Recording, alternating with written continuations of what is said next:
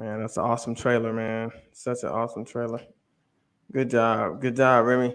Good job. What is Yeah, going on? rock and roll. Yeah, I like that. Up tempo, cool. That's cool. Yeah, I like oh that. yeah, brother. Oh yeah. I thought you were about to take your shirt off. I was like, nope. No, I'm not. Macho Man. Why would I he take my shirt off, Nick? Because you went like this. I'm No, like, nope. Remy. No, I'm not gonna take my shirt off until I start getting a six pack and everything like that. Then yeah, I'll have my shirt off more often. Until then, Yeah, my boy trying to get the 6-pack. Okay, Remy, I see you. we'll see that. That's gonna probably take a long time though. With the way I'm like working out now, I'm like no. Oh man. Well, what's going on, ladies and gentlemen? We are the Sci-Fi Nerds. I'm one of the hosts. I am Donald. I'm Nick. Remy. And we are the Sci-Fi Nerds. And like we promised you guys and told everyone, this month was going to be Gamera month due to an awesome comeback. Preferably an awesome comeback, and that the creators get to do Gamera some justice. Those who don't know of Gamera, maybe they can become new fans of Gamera and dive a little bit into his history, which we're actually going to do today. We're going to dive into the history of Gamera, which I think will be cool. It'll be unique. It kind of refresh our memory on him. Those who still not familiar with him, it'll help them out a little bit, understand who Gamera is, his design, his creation. So that's what we're going to be going for today. So let me see. My mom says hello. Let's see. Hello. I don't know why it's not coming. Okay, there we go. Hello. Just saying hi. Watching the X-Files. I've never seen that show. All I know is the theme song. I know the theme song. I don't even know that. Like we used to watch football on Fox, and after football go off, the X-Files would come on. Yeah. But I never really got into it. Like if I probably go back and watch it now, maybe I understand it because you like 10, 11, you don't really know. Oh yeah, no, you're not gonna know. Yeah, it's just like all the talking is boring. Right. Where's the monster? It's gonna show up for this episode. Let's see. She said it's a good show, so maybe I have to start rewatching it. Yeah. I do like Xena. Xena Warrior Princess. Oh, yeah. Is she in it? No, I don't know. I have no idea. Oh, okay. Who's in it? Nick, how your week been going, brother? What's been going on with you? It's been going good. This new job and everything. I'm enjoying it. That's good. What about you, Remy? What's going on, man? Not happening. Besides the tire. No, my shoulder hurts. You're living the mechanic life, Nick. Oh man. No, but you gotta secure things. It was not secured. Oh boy. Whose fault is that, Nick? I would have had to come to Jersey, man. Somebody messed with my brother. Yeah. I've been good this week. Yesterday I just moved in my new apartment or dorm for this year. I'm in my dorm right now, speaking of which. So yeah, I was kind of looking at the background like, okay, it look different. Yeah. You see a guy keep walking back. His cousin or somebody. Yeah, I know. If you see somebody keep walking back and forth, this is I thought like his cousin or brother or somebody. No, that's my friend Isaiah. He's just walking back and forth. What's up, Isaiah? He's not here right now. But yeah. Hi, he'll just be in the background like playing just like computer games or whatever. Oh, okay. Cool, yeah, cool. He's cool though. Yeah, he's a good guy. Yeah, that's dope, man. Have a good. You hear an F-bomb and it's a rage form, you know what happened. Oh yeah. No, I haven't heard him get that mad. All I heard yesterday from him was just like, damn it. Like I heard from him yesterday. I was like, that's the sound of I messed up. Yeah. Hey, did I get a chance to see the new images from the Godzilla TV spinoff? Yes, I just saw it today. Yeah, I saw that today. Man, look, those shots looked awesome. Yeah, for like a CGI or for like an Apple TV series, that looks pretty. It's pretty good. Yeah, that looks pretty good, honestly. Yeah, that looked really, really, really, really dope. Very detailed. And I like the color or like the grading they're going with. It's just very similar to 2014, with like that saturated look to it. They say the story's supposed to continue after 2014. Yeah, they said that it's like supposed to like take place somewhere, I think, after 2014 and like between King of the Monsters. King of the Monsters, right? Yeah, that's what I thought. Yeah, so we're not going to get anything like Mothra or Rodan or even Because they said that 10 episodes were already made. For the Godzilla spinoff. Yeah. Wow, that's cool. I think we could be seeing a trailer pretty soon. It's supposed to drop fall of 2023. Oh, okay. wow. Well, there you go. Then we could be seeing a trailer coming up pretty soon. Then that'll be super dope. But this has been in development for quite a while. Yeah, they like announced it. I think like after Godzilla vs Kong. I think a little afterwards. When I saw the images at work, I was like, "Dang, is it just me or is we getting like bombarded with a lot of kaiju content right now?" Like I ain't complaining, but it's like, man, it's so good to see. Like it's refreshing. Yeah, like we got Godzilla and Kong, New Empire, which we still haven't gotten that much about yet.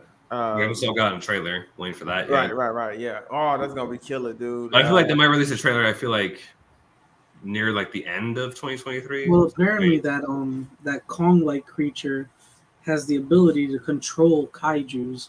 Yeah, and it controls one of the strongest ones. Dang. That one's called like Shimu or something like that, or the Shabu. I don't know. They have a name for it. Like it's like supposed to be like some sort of like Arctic version of Godzilla. Yeah. And then we get the Gamera anime that's coming right, September 7th. Godzilla and Kong take on the Justice League. Then we got the Kong anime on Netflix. We had Singular Point. Then we got the Apple spinoff, and then we got Godzilla -1. So, man, we got a lot of kaiju content. We're gonna have to. We got a lot. Yeah, we got a lot of new Godzilla stuff. We got a lot to cover. We have a lot of content to cover. Thank God. Yeah, we have more Godzilla stuff coming out. Yeah, that's awesome. I was like, there was like a total like dead between like at the end of like 2021 to 2022. Like, there was like nothing. Now it's just like, oh no. I want more. Give me more. Yeah, definitely. I mean, we covered most of everything except certain amount of movies. Yeah. Oh yeah. I don't think we've like finished like the Showa series yet. I think we finished Heisei. I have to go back through, man. We've done so many shows. I need to break them up in seasons. Yeah. Because we've done so many shows, man. Which I'm not complaining about at all, but we did a lot. Like we got over 50 shows we've done. Yeah, I don't think we finished the Millennium series. I think we did Mechagodzilla, Final Wars, and Against Mechagodzilla. I don't think we've done. We also did GMK. I don't think we've done Godzilla 2000 or yeah. We got a few we left on the table. How do we not start off with the movie that started the Millennium series? We did. We do all of our movies. How did we skip that whole movie? Nick, we do all of our movies start with out of order. The rebirth of Godzilla. How did that happen? Oh, I don't think we did. Nick, I had no idea, brother. It just hit me now. I'm like, we literally covered all of Heisei, and we started with the one that started it all. How do we skip the 2001 that kicked off the Millennium series? We talked about a bunch of Showa movies in the end. We didn't talk about 54 until like Godzilla's birthday. So we kind of. I don't even think we discussed the. I'll say the 54 for his birthday. We didn't even do the what's it called? The animated series. We need to. The Hanna-Barbera one or the one with Zilla Jr. in it? Zilla Jr. in it. Oh, okay, that one, yeah. We haven't talked. Yeah, a really good one. Yeah, the good one. Yeah, man, we got a lot of content. We still got a bunch of content. We got a lot in our arsenal, man. There's got some stuff to talk about. Not to mention that we're sci-fi nerds now, so we don't have to limit to ourselves to Godzilla. There's a bunch of other movies to talk about too. Yeah. Actually, we got a lot of sci-fi things to discuss. Yes, we do. We had talked about the Alien series one of these days. Yeah. Don't even get me into that right now. Do not get me into that. That and Terminator series 2 and Predator. And before we get into the Predator, Terminator, there's one more. I know. I think they got a game like the Alien game. I think I got it on my Xbox. They even put like Alien and Predator in Mortal Kombat along with Terminator. Sure did. And RoboCop. They put RoboCop in Mortal Kombat also. I got that Mortal Kombat game, but I'm trash at it. I don't play it though. Like I suck. My older brother come over here and play it, but I'm garbage. But like I suck at fighting game, bro. Like I can't read. Street Fighter, I'm okay, but it's too many button smashing, controller breaks. Like my brother can jump on and do all the cool stuff. but I suck, bro. I'm terrible. Yep. I'm not even gonna front on the camera. I ain't even gonna front on the camera. I'm terrible. We are missing DJ tonight. He's at the Riff Raff show, man. So DJ, you got to let us know how that go. Yep. So I'm excited about that. I know Doris had some things going on, getting her attic and stuff redone. And she had Boots walking on her roof early this morning, so I know how that is. Because when they were doing me and my wife's roof, man, it was terrible. I was like, dude, y'all heard me finish. And then Serge, he's working late tonight, so he couldn't be here. So we always dedicate this show to our brothers and sisters who couldn't make it, those who's watching us, those who's supporting us. We appreciate you and we thank you. We are about to get into Gamera's evolution. Before we start this video, Nick, do you have any questions, anything you want to say before we dive into this Gamera film? What did I miss last week? Catch me up. Last week, we basically just got Dora's thoughts on what she thought about the Gamera anime trailers. DJ was there. We just had a big discussion about it, pretty much, about Gamera. Wouldn't you say, Remy? We talked about the trailer. Yeah, we talked about the trailer. We talked about just kind of like the show up. That's basically what we just talked about. Just talking about the trailer. And so Remy did the song for us, so it was cool. Super cool. I did. He did the song for us. So we had a great time last week. So you didn't miss much. We were able to catch, because we had to catch Doris up because Doris hadn't been able to be on. So we definitely had to get her input to see what she think and how she feel about everything. Remy, what about you? Before we start, anything you want to say? Or you just want to dive in? Nah, I think you covered it all, brother. I think we can jump into the evolution, into the history and evolution of Gamera. Did you find this video or did you put it together? No, I found this video. I didn't put this together. Really, Nick? You were going to put together an hour and a half? Hey, listen. User, you're saying Facebook user right now. I think maybe I put a collab on TikTok of like most of my sniper shots. Wait, is this that's about like I'm not sure. An hour alone. I'm here trying to watch. Facebook user. I'm not sure who it is. That could be. I'm thinking Doris. Doris is Nick. Could it be him maybe, or somebody else?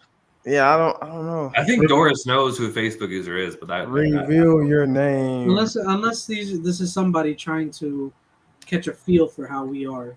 It's Doris. I was right. Okay. Oh, it is. Oh, it is Doris. Oh, okay. We love you, Doris. There you go. All right, Remy, we ready to roll. All right, let us begin in 3, 2, 1.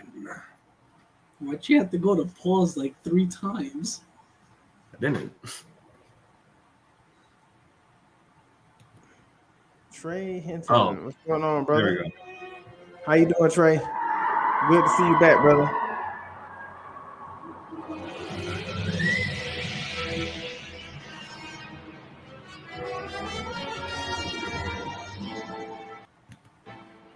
Gamera, one of Japan's most storied and cherished monsters. A monster infamous for being the box office rival to Toho's Godzilla for decades and helped shape the landscape of the kaiju genre as we know it today.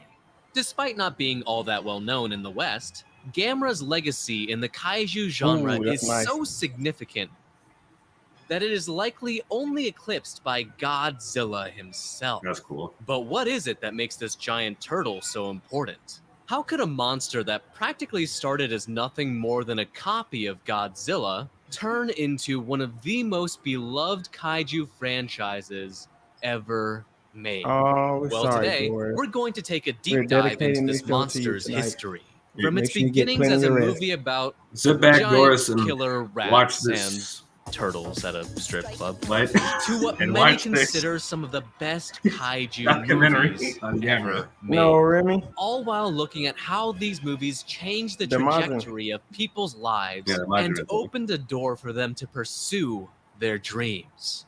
Hello, my name is Cynical Justin, and welcome to the history and evolution of Gamera. I actually like this guy's channel. There's like a his channel is dope. Characters and views of everything. Like he did one for Godzilla. That was actually really good. And evolution of Gamera.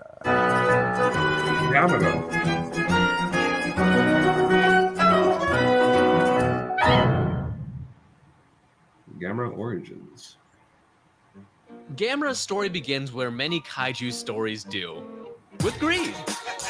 As many of you know, 1954 saw the release of There you go. Toho's Hey. massively successful Gojira, a movie that would change Japanese filmmaking forever and birth a new genre that would go on to produce hundreds of movies.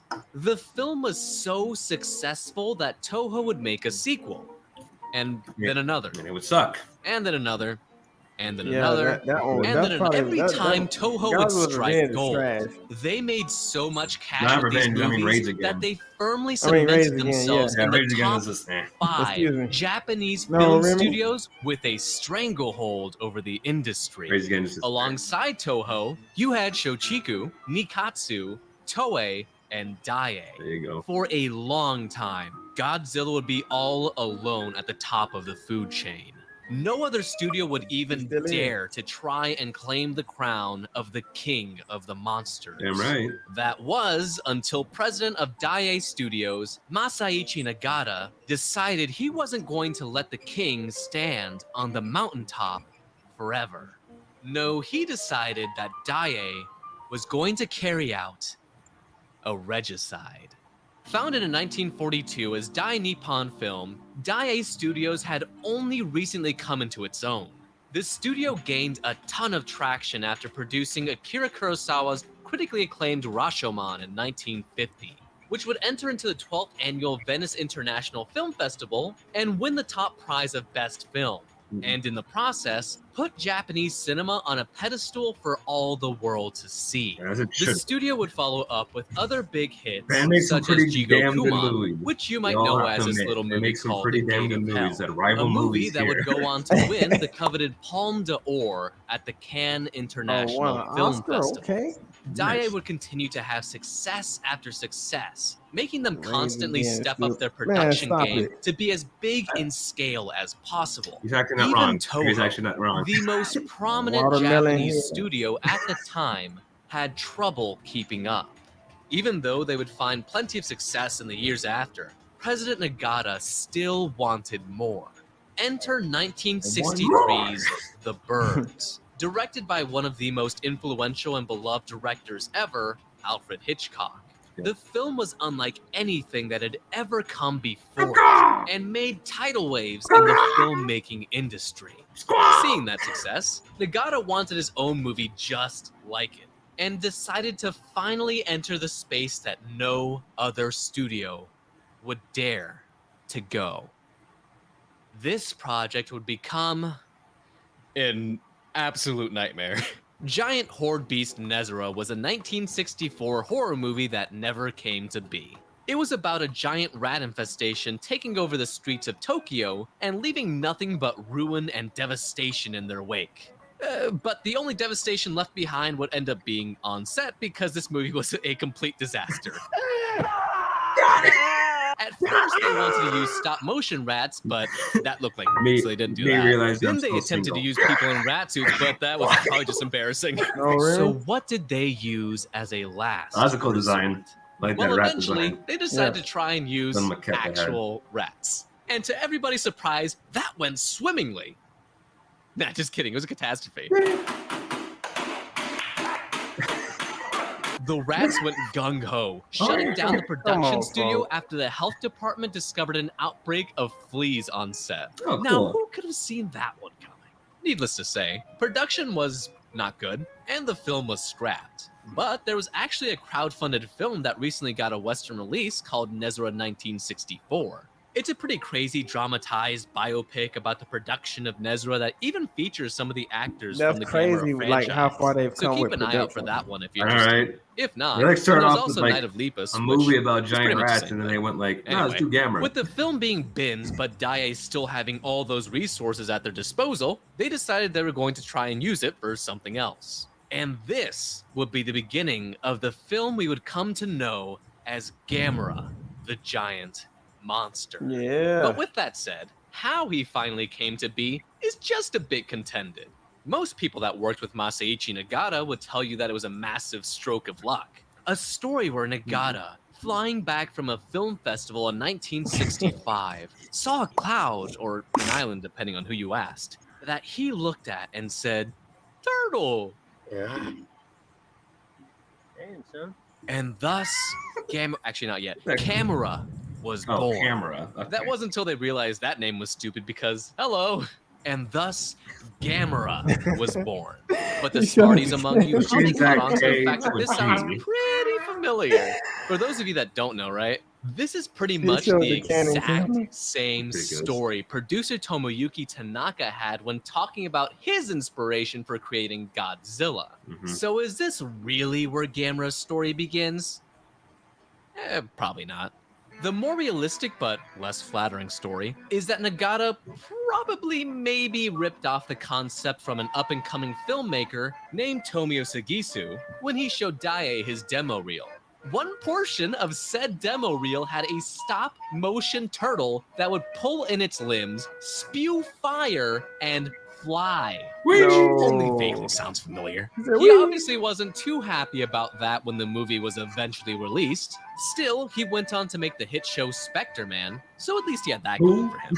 But the origin stories don't stop there. There was also a story where the whole son, Hidemasa. Then there's another story where the idea was basically ripped from screenwriter Nissan Takahashi's story called A Lowly Turtle Flies Through the Sky. And then there's my personal favorite story that apparently came from a stripper who said the idea actually came from a strip cabaret's idea to put, and I quote, naughty spinning turtles on strings. Which is a story I'm going to choose to believe for nothing aside from my own personal amusement. Regardless of whichever way it was that the monster came to be, Daiei would quickly get to work on it. So the idea of Gamera that came Nissan from Takahashi would make a stripper's 4-page idea. beta That's cool. script for Nagata in a 2-hour block. Nagata was sold and ordered a complete script to be made. Thus began the creation of Gamera, the giant monster.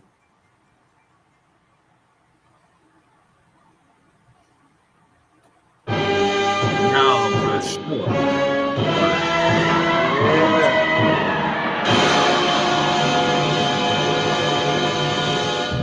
Gamera, the giant monster. Now that Daiei was fully committed to making a kaiju movie to go head-to-head with Godzilla, they just needed to work on it. Unfortunately for Daiei, the process was nothing short of bad. One of Daiei's biggest problems was that nobody wanted to touch the damn thing. Many directors were proposed for the project, but they all looked at it as a quote-unquote piece of death for their careers, so they stayed away. So thanks to that, Daiei now had to look for a director that already dropped the ball. And so, director Noriaki Yuasa would become their prime candidate. Yuasa was a relative newcomer to the scene, with the only other film he directed being, and get We're going to Greece. Oh, yeah. 1, 2, 3, 4. Okay. That was an intermission. Got here. Get this. If you're happy, clap your hands. This movie featured a famous J-pop singer in a starring role that, in my mind, sang nothing but nursery rhymes for 2 hours. The film would bomb big time and leave Yuasa's career. Oh no, really? ruins. It bombed? Who So would have guessed? considering that nobody else was going to give Yuasa a Would've been second a hit. chance, he accepted the offer and took on the role as director of Gamera, the giant monster. The movie that would either save his career or end it in flaming glory. But, as said by the so man he had himself, a lot on the line. there He was did to not make a a break single for him. day on Yeah. set that went according to plan. It was a hit or One miss. of the biggest Yeah, issues the that fact that came they even around got was the a budget for director the movie being that was, like, slashed, mostly bad because who made everybody that movie. lost They were like, confidence if in he the movie. fails, it's fine. So now the crew Not that had to big of a shoot deal the for us. film in black and white, despite it being 1965 and movies having been in color for years at this point. The budget cut also meant casting took a step down, especially the American actors. Why do they keep showing the Which- dudes? There's an unidentified aircraft flying on course 84.27 degrees north latitude. This dude is just reading off the script. Are you kidding me? So the crew had one hell of an upward battle to Wow, face. that's how And bad despite Nick all was. odds, Nick. they managed to finish the movie. And it would be I mean, released in he's Japan reading on the script. November 27th, 1965. This man And the was film itself was pretty interesting. It begins as Cold War tensions cause a plane to crash in the Arctic, reawakening a threat unlike anything ever seen before. Well, except for that one other time, but we don't talk about that here. And trying to find a way to stop its rampage. Simply put, this movie was pretty much a ripoff. Instead of really drawing inspiration from Godzilla, it seemed more interested in just making Godzilla, but cooler. Like, this is just plagiarism at some points, man. From destroying cities to war and bomb motifs, and even an experimental weapon developed by the army to be used against I let that one slip against Gamera in the hopes of destroying it. It really feels like they tried to one-up Godzilla in almost every single aspect, Gamera. and it's pretty hit or miss. Especially when it comes to the Z plan, which is honestly one of the funniest solutions in a movie I think I've ever seen. We can't kill him, so just build a big-ass rocket and send him to the moon! That being said, the moments where this movie does shine are pretty impressive. All things considered, the miniatures and sets were surprisingly good, and the scenes where Gamera went on a destructive rampage had an actual air of menace to them. But that's not all too surprising when you find out who helped with this movie. The visual effects department got significant support from the colleagues of legendary kaiju special effects director Eiji Tsuburaya. Even the score, composed by Tadashi Yamanouchi, had ties to Akira Ifukube, the composer for the original Gojira. So despite it being a pretty mixed bag of a film, it was still able to become a big box office hit. Something that, in large part, had a lot to do with director Noriaki Yuasa's vision for the film. While the movie was interesting enough, one major scene defined the film and helped shape it into the franchise it would become. A scene where the destructive giant monster saves a boy named Toshio from imminent death, and lit a spark with children across Japan that now loved Gamera. It was a scene Yuasa fought to keep, and it would make all the difference in making Gamera from just another kaiju movie in the 60s to a staple of the kaiju genre. Just don't think about the fact that Gamera's the whole reason the kid almost died in the first place. The film's success led to an overseas adaptation in the US titled Gamera, the Invincible. Look, it even had its own destroy a city with a bunch For the of most other part, the kids movie was in- pretty in much the the city. same. Like, The why most would he- significant differences are the replacements of these schmucks that Daiei found on the side of the street for actual actors. They might not be good actors, but they're actors. Read, you ignorant ape! And a more prominent American role with more focus on the Cold War tensions. And of course, the dub. Amazingly, this is one of the few movies I can say that might have actually gotten better with the changes made, but all things considered, that's not saying too much. In the original film, scenes barely had any breathing room. That guy Thanks was to reading that the script, ultra-low too. budget we talked about earlier, it moved at a breakneck pace. This time around, scenes could breathe a lot more and actually had some cohesion to them. Also, did I mention that there's a lot less Toshio in this movie? In the original movie, that kid is an absolute sociopath that nearly killed countless people because he thought his stupid little turtle became a gigantic prehistoric monster in like 30 seconds. Just imagine, I want you to think of all the blood that would have been on this kid's hands because he was a ベリーナイスチャイルド。 Regardless, with the immense success of Gamera both domestically nice and child. overseas, Daiei saw the opportunity to turn this experiment into a historic run of films that we would come to recognize as the Showa era. Ew. No, not the Showa era. This is the best one. There you go, Donald. There's the theme. I was just playing. There you go, Ellie. The Showa era. We got superheroes in here now? Yeah, bro. With the original Gamera movie creating significant buzz and generating plenty of profit for Daiei, Masaichi Nagata would rush the studio into making a sequel. But this time around, Nagata wasn't taking any risks. He bumped the budget up to an A-list production and hired Chuji Kinoshita and Shigeo Tanaka, which were pretty notable names back then, as the new composer and director respectively.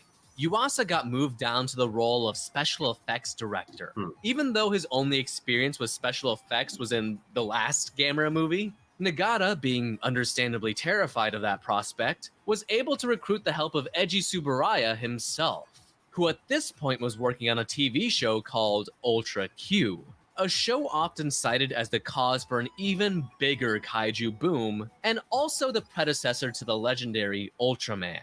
Shigeo Tanaka was put in the director's seat because of his experience with these large-scale, big-budget blockbusters. Apparently not seeing Remy what caused their Doris said, "Why aren't success you in the singing?" first place, Nagata ordered a darker, more I don't know half the lyrics. adult-oriented kaiju movie. So Nissan Takahashi would follow through and make the film and its characters a lot more morally gray than the black and white of the film prior, both figuratively and literally, which fair enough to them was accomplished. The film initially started as Gamera versus the Space Iceman, a movie where Gamera escapes from the rocket to Mars, only to find an Earth that has been taken over by ice aliens that resort to a kaiju-sized Iceman to face off against him.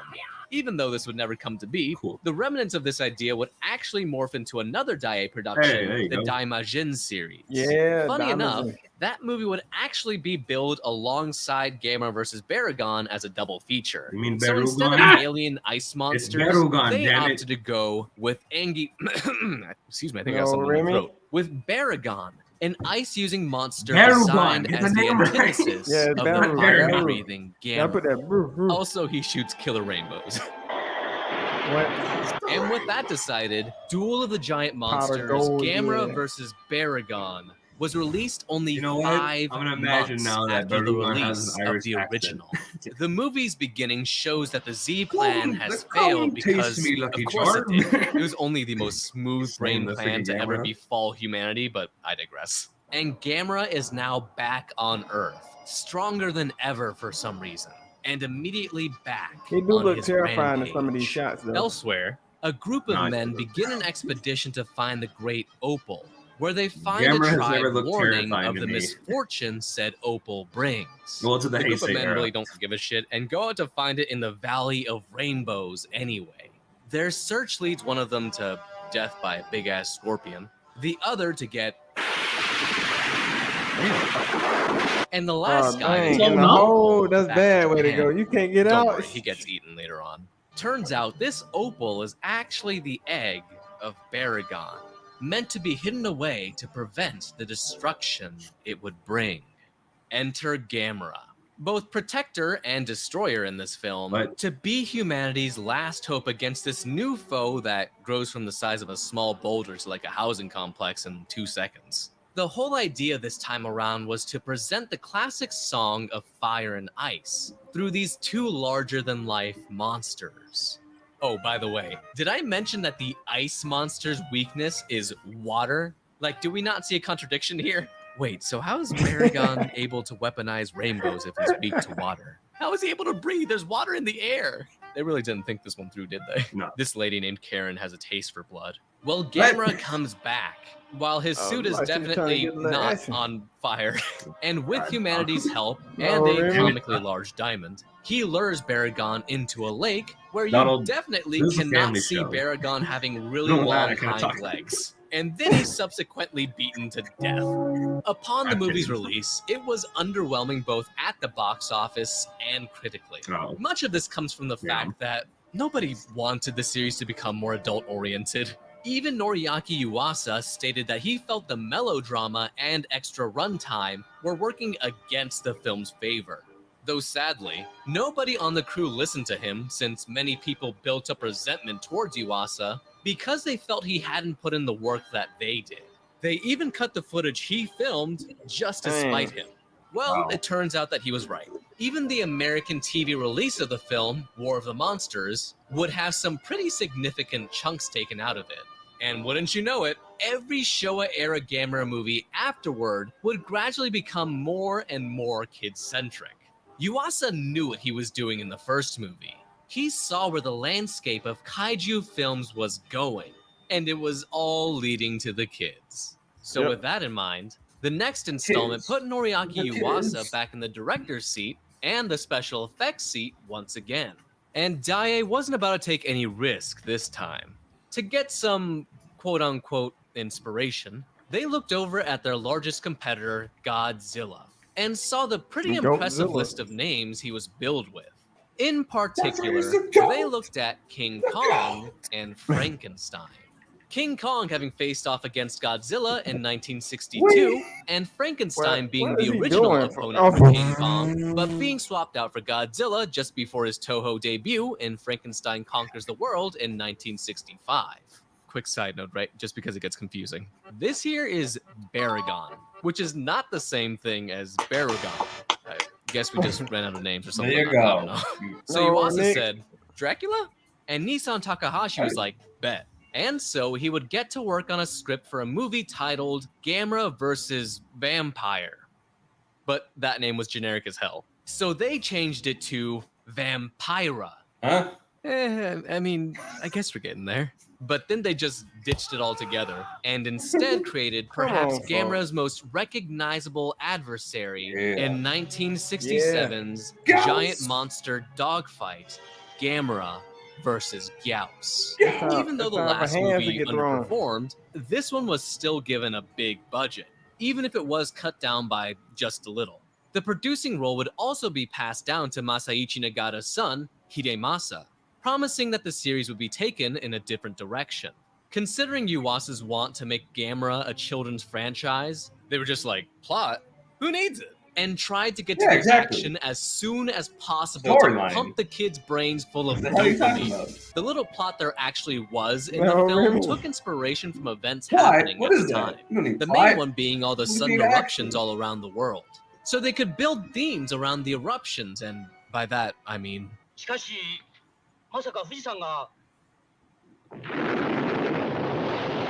The second is a theme of modernizing Japan, which was based on the account of a farmer having his land taken away to build the Tokyo International Airport. This resulted in other farmers purposefully sabotaging this progress.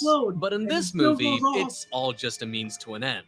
And that end is stalling for as much time as possible so that everybody in the village can get hella interest on this bread they're about to get. Real classy stuff. Apparently, this was all included because Hidemasa Nagata wanted to teach kids that there are consequences for evil actions. So don't say potty words unless you want a gigantic vampire bat to slaughter hundreds of innocent people and cause billions of dollars worth of irreparable damage. So that's pretty cool. Going back to Gyaos, it would retain many vampire-like traits, such as being attracted to blood and being weak to sunlight, both of which bring its downfall.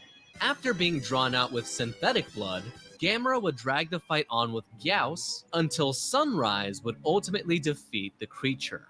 Also, Gamera decides to drag Gyaos into an active volcano because there's no kill quite like Overkill. One thing that's worth noting about this movie and the other movies to come is that they're pretty damn violent for kids' movies. I mean, not too long into the film, Gyaos uses a ray that nearly slices Gamera's arm clean off his body. And later on in the movie, Gamera just decides to rip off Gyaos' nasty-ass toes. And at the end of the movie, I mean, I don't think it's supposed to look like this, but... The violence was actually a pretty for these movies. After all, it's not like the kiddies were going to be able to see anything like that anywhere else. Not to mention, these were just about every kid's dreams realized in a movie. I mean, in this movie, this imp child was rescued by Gamera in the first fight against Gyaos. Then everybody decided, why break down the science? We could have the kid explain it. 뭐야? さっきからあの怪獣をギャオスって呼んでるが、その名前は？僕が名前をつけたんだ。 And all that, despite him not being able to go one syllable without peaking the audio tracks. Bless his heart. Oh, God. Needless to say, with the direction back where it needed to be, this movie was a success. But it wasn't without its hardships. Specifically, Yuasa was still not respected by many of his peers. Many in the crew even thought that Yuasa and the lead boy looked kinda similar. which only led to more accusations of favoritism and the like. Damn. This didn't seem to phase Yuasa, though. He really can't even catch a break because they hating on him. I gotta treat the man like and this. special effects director into the rest of the Showa era, which would continue The on Showa era was trash anyway, so it didn't matter. monster virus. A little background before we move on to this one. Gamera vs. Gyaos actually received money from a company known as Unijapan Film, which would help advertise the film to international markets. This would lead to Daiei reaching a deal with American International Pictures, who would have a significant influence on the Gamera films to come. Every Gamera film under this agreement would have to feature an American child, making it more palatable for American audiences. Likely, Daiei wouldn't have had to resort to a deal like this under normal circumstances, especially considering their success with the Gamera franchise. But behind the scenes, there was a lot going on. First, there was a lot of lousy spending at Daiei, something we'll touch later. And second, Daiei felt as though the kaiju boom in Japan was on its last. All right. So I talked to John right now, Nick, and we're going to fast forward to the Heisei portion of the video, if that's okay with you. Yeah. So basically here, I'll just wrap up what's happening in the Showa series. Basically, he just talks about more of the movies, talks about the one with the squid guy, and then he talks about Guiron and Zigra. And then the last movie they did for Gamera was like Gamera the Super Monster, which basically involved the superheroes you saw, the heroes in, like kind of like outfits. Right. And that movie just kind of involved barely any Gamera, and all the Gamera footage was just basically footage from like the previous movie. So they used stock footage for most of it because they were like really low on budget. So Daiei was like in trouble at that time until finally like the Heisei series arrived and everything started to look up for them. Let me see. All right. That's it. I'm going on the Dunkin' run. There you go, Nick. I will also go on the Dunkin' run. Shush. There we go. He and the other crew members felt that Gamera had become a symbol of their youth. From the lighthearted adventures to the amateur production quality, everything screamed this juvenile joy that said crew members remember fondly. This would be the last film Yuasa would direct before eventually passing away in June of 2004. His legacy being his passion and excitement manifesting into a collection of films that inspire children across the nation to chase their own dreams. His movies now live on as a cultural touchstone in an era where the king seemed untouchable. But he proved otherwise. After this film, Gamera would leave us once more as we awaited for his triumphant return. Now, Does he not get dizzy? quality. All right, here we go. Yes. Here we go.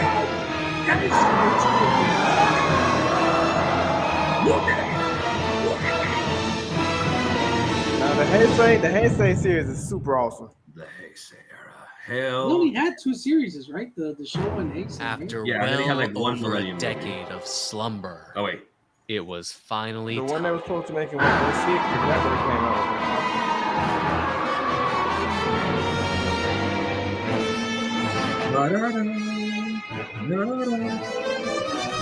In 1984, a new kaiju boom would begin after Godzilla made his long-awaited comeback. Return of Godzilla. Not returning as a monster that did whatever the hell this is, but taken back to its roots as an indomitable force, revamped for the modern age. Heisei Godzilla I'm with would you, Doris. regularly make hit after hit in Japan There you go. Yep. until 1985 with Godzilla vs. Destroyer.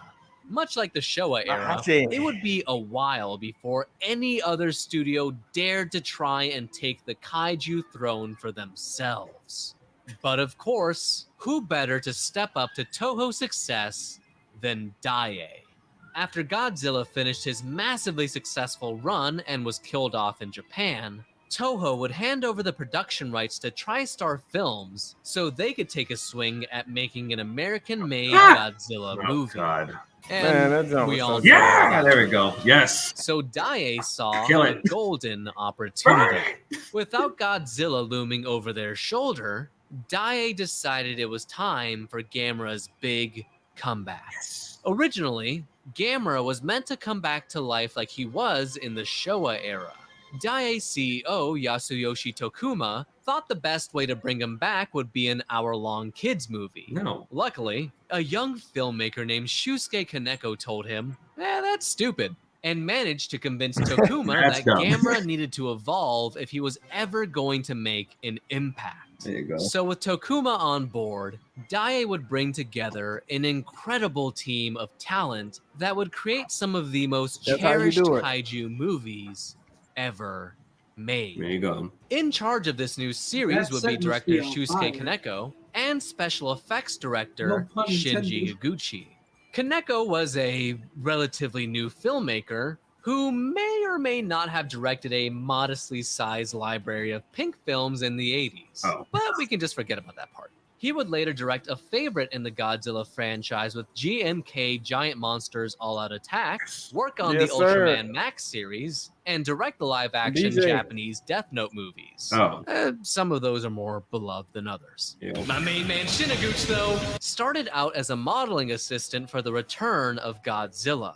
Since then, he's become a big Bro, the name, Return of Godzilla having is so worked fire. on many significant projects like Kill la Kill, Mhm. Neon Genesis Evangelion, There you go. Shin Godzilla, and most recently, having directed the new Shin Ultraman film. That was good. Aside from the general list of talented names on here, what was probably most important was that the team was made up of kaiju fanatics. People that had That's grown how you up do on it. these Showa Good. kaiju movies and wanted to mark their names in this monster's legacy. These two, alongside writer Kazunori Ito, the writer of 1995's Ghost in the Shell film, yeah, it really is that stacked, would get to work on rebuilding Gamera, fundamentally changing him to fit the modern era and presenting him with an all-new look, attitude, and story. The one thing that Tokuma would not budge on was that Gamera could not look scary, because he didn't want to traumatize kids with a terrifying-looking turtle monster. Considering the work these people have done, yeah. However, Oh, yeah. they were allowed to go all Evangelion was out like with the depressing as hell. antagonist. So they decided to revamp the iconic Gyaos to take the villainous role once again. And with all that in play, 30 years after the original film, Gamera, Guardian of the Universe, would be released. That's my favorite. The film That's was my unlike favorite. My anything favorite the Gamera film franchise too, had Don. seen before.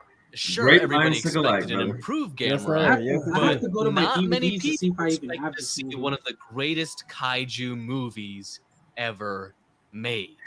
As mentioned earlier, Gamera would have a completely new origin. Instead of just being a monster awakened from a Cold War scuffle, he would now be a creation from Atlantis, Yep. the last hope designed to protect the world against their I might other watch that. Might watch this film tonight. Gyaos. I'm getting pumped up. What's so significant There you go. about this is how it finally gives Gamera an identity that he didn't quite have before. He was finally finding his own way and no longer following in the footsteps of the monster that inspired him, making him stand out that much more and giving the series a whole new level of credibility in the eyes of the public.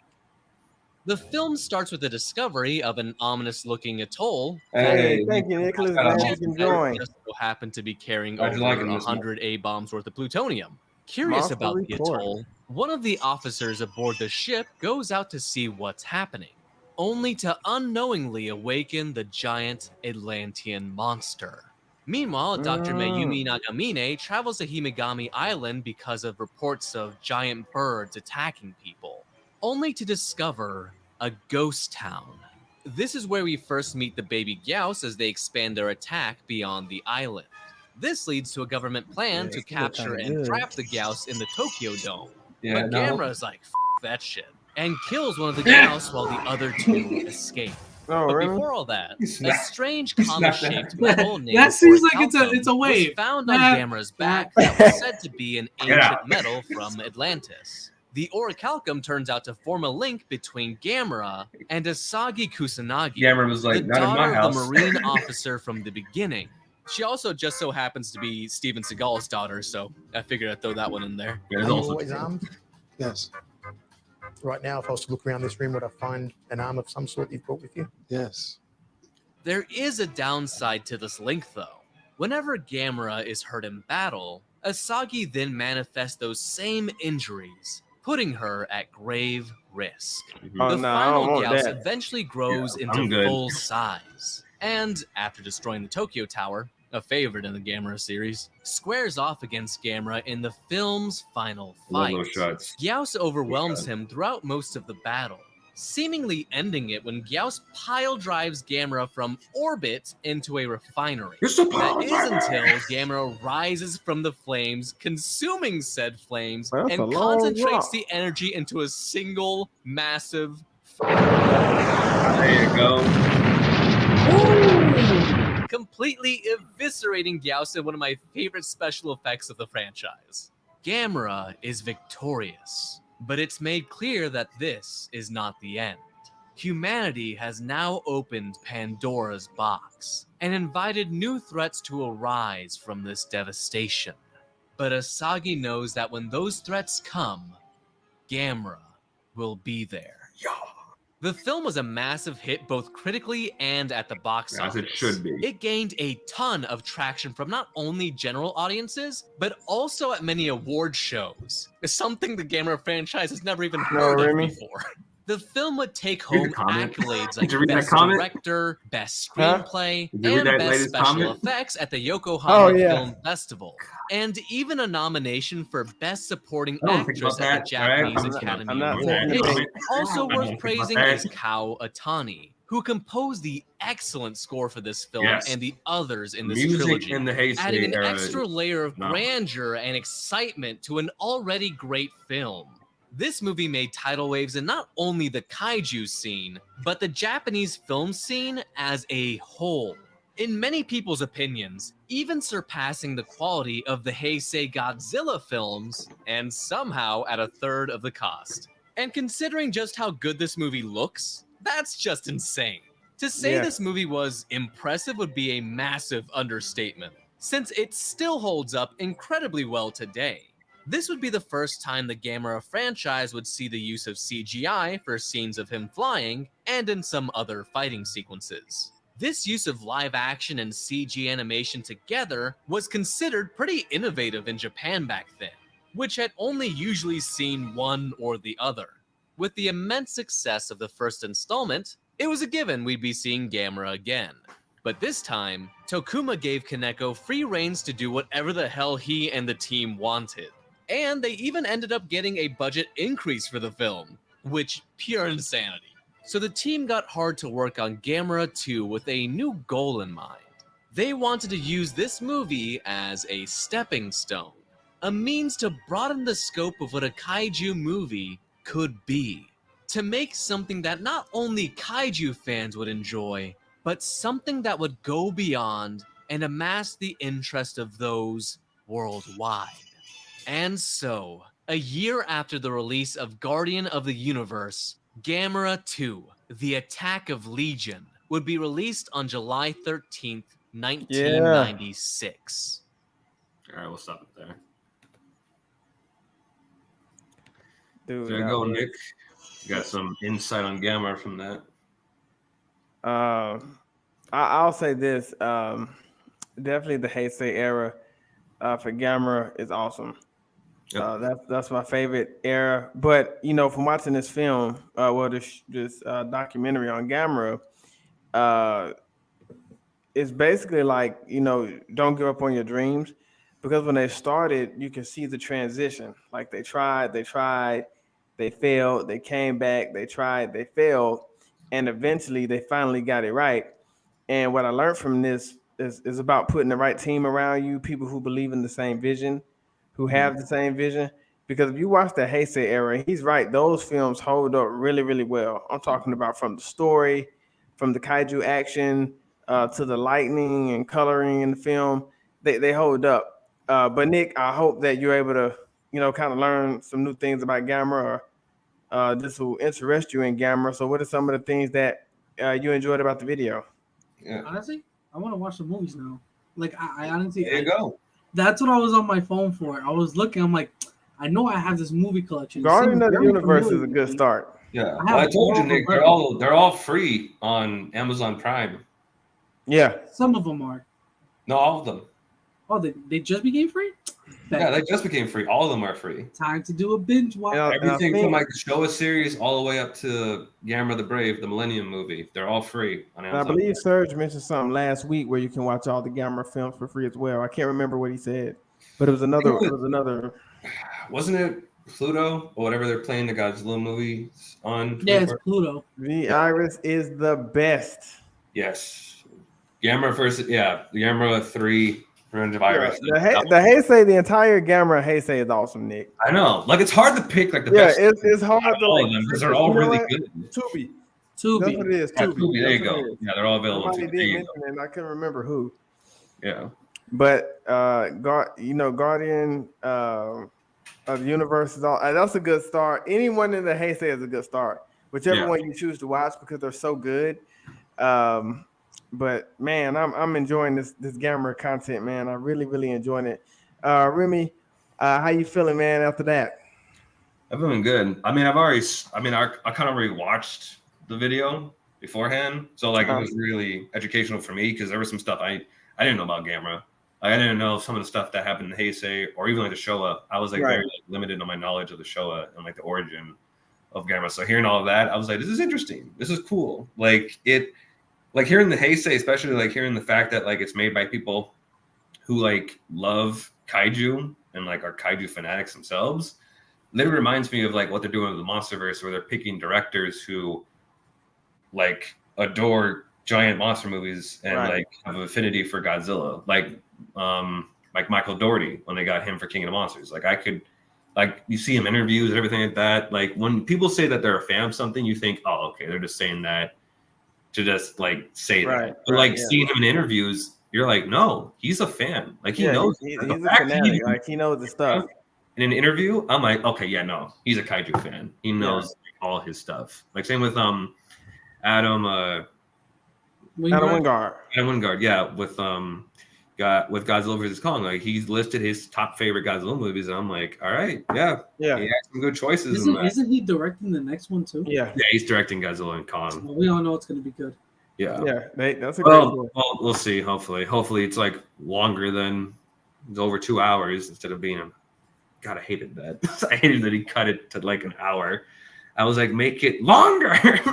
No, like they but cut so a lot of those out. film plans like the budget and I was actually watching something too, and they have to spend so much money to put Godzilla and Kong on screen. So they were saying how much that cost. Yeah. So I get it. I'm just like saying like what's fulfillment for me, I guess. Yeah, me too. Godzilla versus Kong. I heard. Oh, sorry to cut you off, Don. Go ahead, Remy. Yeah, because I heard that Godzilla vs. Kong before it came out, like I think it had like almost the same budget as Godzilla 2014. Oh, really? Yeah. So I was kind of like expecting like, okay, so they're gonna like kind of be careful. I feel like with the scenes they show of Godzilla and Kong for the CGI. I got you. So that's probably why it was cut shorter. So that way it was just like more precise with the scenes they wanted to do for Godzilla and Kong. Man, so I'm glad to see you guys on the live stream. Doris, we're glad that you were able to chat with us and watch, and everybody who was in the chat with us that supported us. My mom, Nicholas from the Monster Report, Charlie who chimed in, Trey, Alex, we missed you tonight. Serge, we sorry you couldn't be with us. Doris, we sorry that you couldn't be with us. And DJ, we sorry that you couldn't be with us. Hope you're enjoying the show. Hope you're enjoying the show though. Yeah, hope you guys enjoyed the show. And like I said, next week we're gonna continue with Gamera month. We're gonna talk some more Gamera, and until Nick's birthday, actually, when the anime comes out. So I'm really excited about that. Cool. It's terrible, but it's funny. Our podcast drops on my birthday. The TV show drops on my birthday. Yep. We got a double hit there, Nick. Yeah, we got a double header, so it's gonna be awesome, man. But like I said, everybody, we thank you for the love and support that you've shown us. Thank you guys for chiming in. I'm Donald. I'm Nick. Remy, and we are the Sci-Fi Nerds. Peace. farewell.